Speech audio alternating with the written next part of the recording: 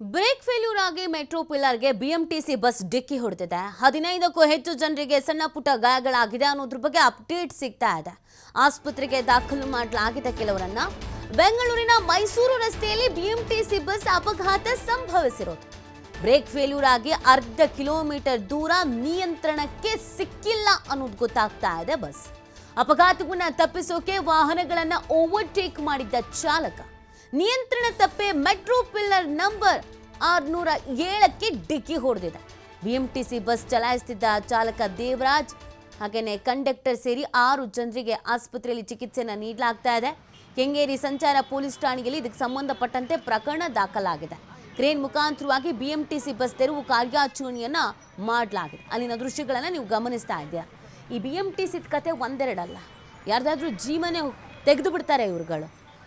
ಅದನ್ನು ಚೆಕ್ ಮಾಡ್ಕೊಳ್ಳಲ್ವೋ, ಸರ್ವಿಸಿಗೆ ಬಿಡಲ್ವೋ ಅಥವಾ ಮೇಂಟೆನೆನ್ಸ್ ಇಲ್ವೋ, ಏನು ಸಮಸ್ಯೆನೋ ಅರ್ಥನೇ ಆಗಲ್ಲ. ಯಾವಾಗ ನೋಡಿದ್ರು ಬ್ರೇಕ್ ಫೇಲ್. ಇದು ಏನಾದರೂ ಎದುರುಗಡೆ ಸಿಕ್ಕಾಬಿಟ್ಟು ವೆಹಿಕಲ್ಸ್ಗಳು ಇದ್ದಿದ್ರೆ ಕತಿಗೆ ಏನಾಗಬೇಕಾಗಿತ್ತು? ಮುಂದೆ ಬರ್ತಾ ಇರೋರು, ಮುಂದೆ ಹೋಗ್ತಿರೋರು ಜೀವನೇ ತೆಗೆದು ಬಿಡ್ತಿದ್ರಲ್ಲ. ಈಗ ಒಂದು 15 ಜನಕ್ಕೆ ಗಾಯಗಳಾಗಿದೆ, ಅವರನ್ನು ಆಸ್ಪತ್ರೆಗೆ ದಾಖಲು ಮಾಡಲಾಗಿದೆ ಅನ್ನೋದ್ರ ಬಗ್ಗೆ ಮಾಹಿತಿ ಸಿಗ್ತಾ ಇದೆ. ಮೆಟ್ರೋ ಪಿಲ್ಲರ್ಗೆ ಡಿಕ್ಕಿ ಹೊಡೆದು ಆ ನಂತರ ಬಸ್ ನಿಂತಿದೆ. Break failure ಆಗಿತ್ತಂತೆ. ಸೊ ಯಾಕೆ ಈ ಥರ ಪದೇ ಘಟನೆಗಳು ಬಿಎಂಟಿಸಿಯಲ್ಲಿ ನಡೀತಾ ಇರುತ್ತೆ ಅನ್ನೋದೊಂದು ಪ್ರಶ್ನೆ. ಈಗಾಗಲೇ ಅನೇಕರ ಜೀವವನ್ನು ತೆಗೆಯೋ ಕೆಲಸವನ್ನು ಈ ಕಿಲ್ಲರ್ ಬಿಎಂಟಿಸಿ ಮಾಡಿಬಿಟ್ಟಿದೆ. ಇದಕ್ಕೆ ಹೆಸರೇ ಕಿಲ್ಲರ್ ಬಿಎಂಟಿಸಿ ಅಂತ.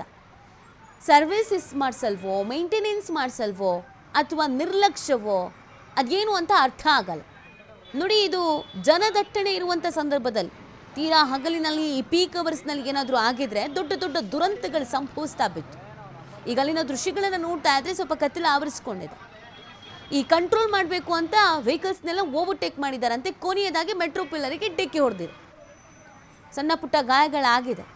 ಬಟ್ ಏನಾದರೂ ಹೆಚ್ಚು ಕಮ್ಮಿ ಆಗಿದ್ರೆ ಅಮಾಯಕರ ಜೀವಗಳೇ ಹೋಗ್ಬಿಡ್ತಾ ಇತ್ತು. ಇದೀಗ ಈ ಬಿಎಂಟಿಸಿ ಬಸ್ಸನ್ನು ಕ್ರೇನ್ ಮುಖಾಂತರವಾಗಿ ತೆರವು ಮಾಡುವಂಥ ಕೆಲಸವನ್ನು ಮಾಡಲಾಗಿದೆ. ಆಲ್ರೆಡಿ ಕಾರ್ಯಾಚರಣೆ ಮಾಡ್ತಾ ಇದ್ರು ಈ ದೃಶ್ಯದಲ್ಲಿ. ಈಗ ಕ್ಲಿಯರ್ ಆಗಿದೆ. ಯಾಕಂದರೆ ಟ್ರಾಫಿಕ್ ಜಾಮ್ ಕೂಡ ಉಂಟಾಗ್ಬಿಡ್ತಾ, ಹಾಗೆ ಇದ್ಬಿಟ್ರು. ಇದೀಗ ಕ್ಲಿಯರ್ ಮಾಡಲಾಗಿದೆ. ಸೊ ಅಲ್ಲಿನ ದೃಶ್ಯಗಳನ್ನು ನೀವು ನೋಡ್ತಾ ಇದ್ರೆ ಎಷ್ಟರ ಮಟ್ಟಿಗೆ ಮುಂಭಾಗ ನಜ್ಜುಗುಜ್ಜಾಗಿ ಹೋಗಿದೆ ಅನ್ನೋದನ್ನು ನೀವು ನೋಡ್ತಾ ಇರ್ಬೋದು. ಇದೇ ರೀತಿಯಾಗಿ ನಿರ್ಲಕ್ಷ್ಯ ಮಾಡಿಯೇ ಅದಿಷ್ಟು ಜೀವಗಳು ಹೋಗ್ಬಿಟ್ಟಿದೆ. ಆದರೂ ಯಾಕೆ ನಮ್ಮ ಬಿಎಂಟಿಸಿ ಅಲರ್ಟ್ ಆಗಲ್ಲ ಅನ್ನೋದೊಂದು ಪ್ರಶ್ನೆ. ಪ್ರತಿ ಬಾರಿಯೂ ಇಂಥ ಘಟನೆಗಳು ನಡೆದಾಗ ನಾವು ಪ್ರಶ್ನೆ ಅಂತೂ ಮಾಡೇ ತೀರ್ತೀವಿ. ಆದರೆ ಎಚ್ಚೆತ್ಕೊಳ್ಳುವಂಥದ್ದು, ಸರಿ ಮಾಡುವಂಥದ್ದು ಇದ್ಯಾವ ಕೆಲಸವನ್ನು ಬಿಎಂಟಿಸಿ ಮಾಡಲ್ಲ.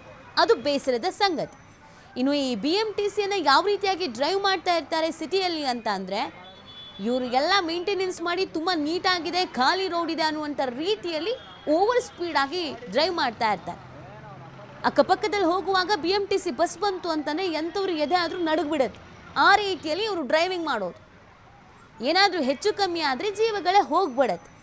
ಇದೀಗ ನೋಡಿ, ಮೆಟ್ರೋ ಪಿಲ್ಲರ್ಗೆ ಯಾವ ರೀತಿಯಾಗಿ ಬಿಎಂಟಿಸಿ ಬಸ್ ಡಿಕ್ಕಿ ಹೊಡೆದು ನಿಂತಿದೆ ಅಂತ. ಡ್ರೈವರು ಮತ್ತು ಕಂಡಕ್ಟರ್ಗೆ, ಇನ್ನು ಕೆಲವು ಮಂದಿಗೆ ಗಾಯಗಳಾಗಿದೆ. ಅವರನ್ನು ಆಸ್ಪತ್ರೆಗೆ ದಾಖಲು ಮಾಡಿದ್ದಾರೆ. ಸದ್ಯ ಅವರ ಪರಿಸ್ಥಿತಿ ಯಾವ ರೀತಿ ಆಗಿದೆ ನೋಡಿದ್ರೆ ಡ್ರೈವರ್ಗೆ ಹೆಚ್ಚಿನ ರೀತಿಯಾದಂಥ ಗಾಯಗಳಾದಂಗೆ ಕಾಣಿಸ್ತಾ ಇದೆ. ಮುಂಭಾಗ ಸಂಪೂರ್ಣವಾಗಿ ನಜ್ಜುಗುಜ್ಜಾಗಿರೋದ್ರಿಂದ ಸದ್ಯ ಅವರ ಪರಿಸ್ಥಿತಿ ಏನು ಅನ್ನೋದ್ರ ಬಗ್ಗೆ ಮಾಹಿತಿ ಸಿಗಬೇಕಾಗಿದೆ.